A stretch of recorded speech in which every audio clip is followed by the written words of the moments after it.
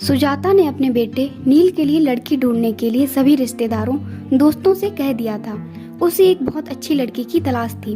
वह अपने पति राघव से इसी बात की चर्चा करती कि जब दुल्हन इस घर में आएगी तो घर कितना खुशहाल हो जाएगा। चांद सा टुकड़ा लाऊंगी अपने राजकुमार के लिए। नील से भी बार बार पूछती कि लड़की तुझे कैसी चाहिए, पर नील हंसकर टाल देता था। क्या मम्मी, अभी कहाँ, मुझे बहुत कुछ करना है। उम्मीद नहीं थी कि नील फोन पर अपनी पसंद की लड़की को चुनकर उनके सामने रिश्ते का प्रस्ताव ले आएगा। सुजाता के लिए ये एक बहुत बड़ा धक्का था। शाम को 2 कप चाय के साथ सुजाता अपने पति के पास बालकनी में बैठ गई। राघव ने पूछा, क्या हुआ सुजाता, आज चीनी डालना भूल गई क्या चाय में? अच्छा। सुजाता का ध्यान विचारों से हटकर चाय की तरफ गया। मैंने ध्यान ही नहीं दिया, अभी लाती हूँ। सुजाता चाय के लिए चीनी लेकर आई और चम्मच से कप में घुमाकर मिलाती जा रही थी। पता नहीं कैसी होगी नील की पसंद, हमसे घुलेगी मिलेगी कि नहीं। मन ही मन उधेड़-बुन में लगी थी। राघव ने कहा, बड़ी चुप हो, क्या बात है? नहीं, ऐसा कुछ नहीं है। आज सुबह नील का फोन आया था। उसने बताया कि माँ, आपको लड़की देखने की जरूरत नहीं है, मैंने लड़की पसंद कर ली है। सुजाता के पति को जब उसने नील से हुई बातचीत के बारे में बताया तो वो पूछने लगे कि अच्छा, कौन है लड़की, कहाँ से है, क्या करती है, कुछ पूछा नहीं तुमने? सुजाता ने जवाब दिया, नहीं, मैंने सोचा मिलकर बातें करेंगे, कल आ रहा है। अगले दिन नील की पसंद का नाश्ता और खाना बनाकर फुर्सत से ही जैसे ही बैठी तभी नील आ पहुंचा। आते ही मम्मा मम्मा करता हुआ गले से लिपट गया। क्या बात है, आज बड़ा खुश है, सुजाता ने बोला। इस पर वो कहने लगा कि मैंने आपको माही के बारे में कल बताया था ना, यह देखिए, यह उसकी फोटो। कुछ घबराई नजरों से फोटो को देखने लगी।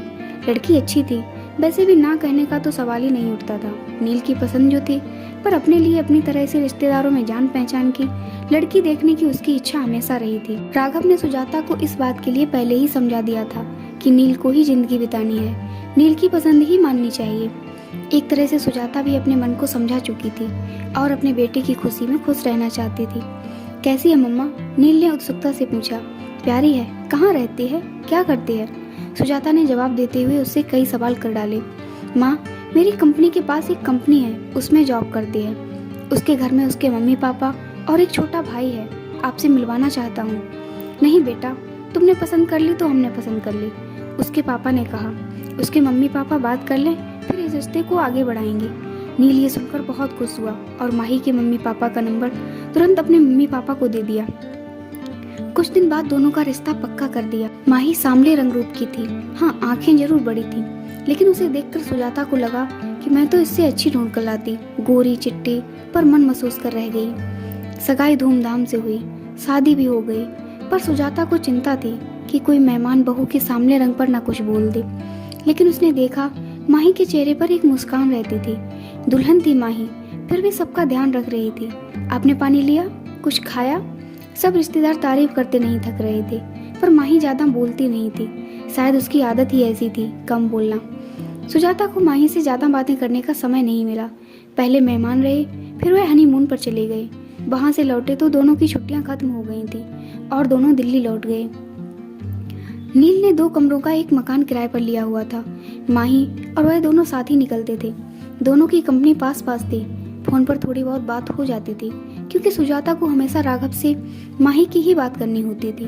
वह हमेशा कहती, माही शायद हमें पसंद नहीं करती। सुजाता को शिकायत होती थी कि वो दोनों घर नहीं आते। इस पर उसके पति राघव उसे समझा देते कि उनको छुट्टी नहीं मिल रही होगी। अभी शादी पर ली तो थी कितनी सारी छुट्टी, पर सुजाता के मन में एक डर था। बिना जान पहचान शादी हुई है।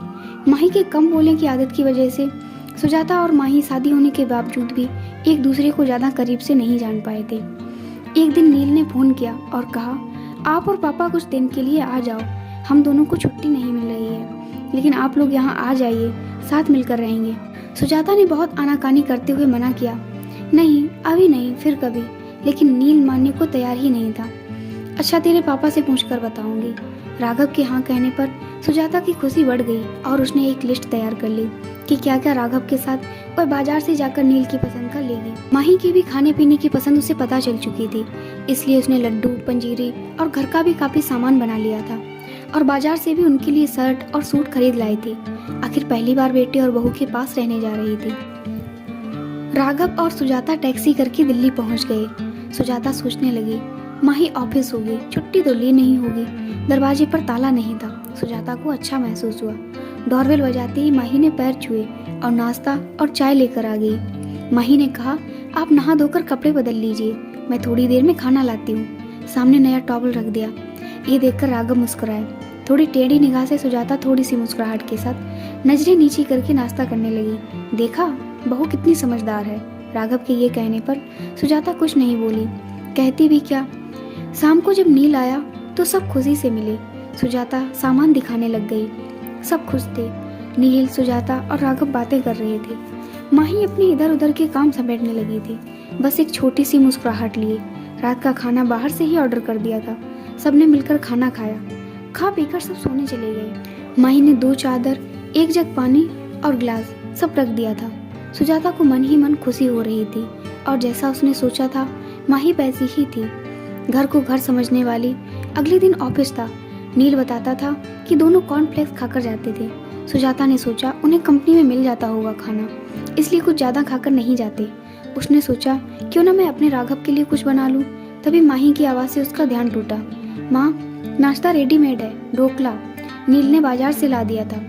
सुजाता ने देखा माही नया सूट पहनकर तैयार थी। ये वो सूट था जो सुजाता लाई थी। माही ने आगे बोला, खाना बना दिया है, खा लीजिएगा। अपने दिए सूट में माही को देखकर सुजाता को खुशी महसूस हुई कि माही ने दिए का मान रखा। सुंदर लग रही हो माही, सुजाता ने धीरे से कहा और तुरंत बात पलट दी। अरे, मैं बना लेती नाश्ता। माही ने कहा, नहीं माँ, आप क्यों काम करेंगी। अच्छा चलते हैं, कहकर गले लगकर ऑफिस के लिए निकल गई। सुजाता ने माही की आंखें पढ़ ली थी कि बिजी होने पर भी छोटी छोटी बातों का ध्यान रख रही थी माही। राघव, सुनो।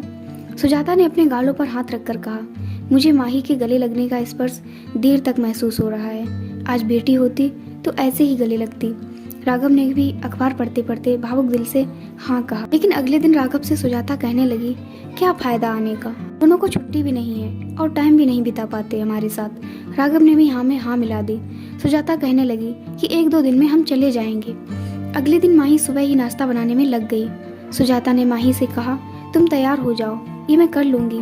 नहीं माँ, आज शुक्रवार है, हम दोनों ने छुट्टी ली है और शनिवार इतवार की तो छुट्टी होती ही है हमारी। 3 दिन आपको ये शहर घुमा देंगे। मन ही मन सुजाता मुस्कुरा रही थी कि बेटे बहू के साथ पूरा दिन बिताएंगे। चारों घूमने निकल गए। जहाँ भी संभल कर चलना होता माही तुरंत सुजाता का हाथ पकड़ लेती। 3 दिन पता ही नहीं चले। अगले दिन सुजाता सुबह ही उठकर रसोई में आ गई। माही तुरंत बोली, मम्मी जी कुछ चाहिए।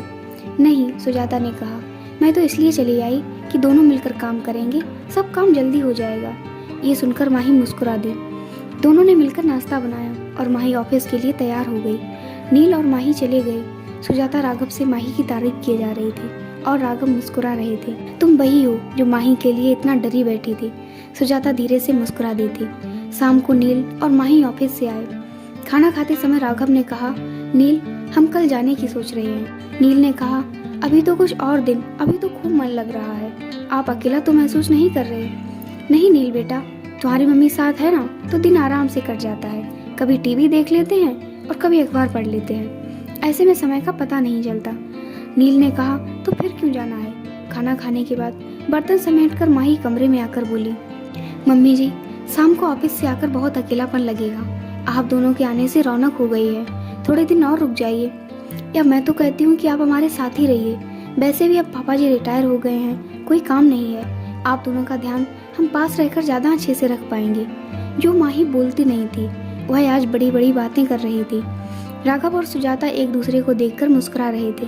सुजाता ने माही के पास आकर उसका हाथ अपने हाथों में ले लिया। कहने लगी कि कितना ध्यान रखती हो तुम हम सबका। नील बड़ा किस्मत वाला है जो हमें एक अच्छी बहू मिली। इतनी अच्छी तो मैं भी नहीं ढूंढ पाती। ये सुनकर माही सुजाता के गले लग गई। माही बोली, मम्मी जी, मैं भी किस्मत वाली हूँ जो ऐसा परिवार मिला। प्यार और अपनेपन की वजह से दिल की बात दिल तक पहुँच गई थी। आजकल दोनों के रिश्तों में बदलाव आया है। समझदारी और प्यार से रिश्ते मजबूत होते हैं। अगर आपको ये कहानी अच्छी लगी है तो प्लीज़ वीडियो को लाइक, शेयर, सब्सक्राइब जरूर करें। धन्यवाद।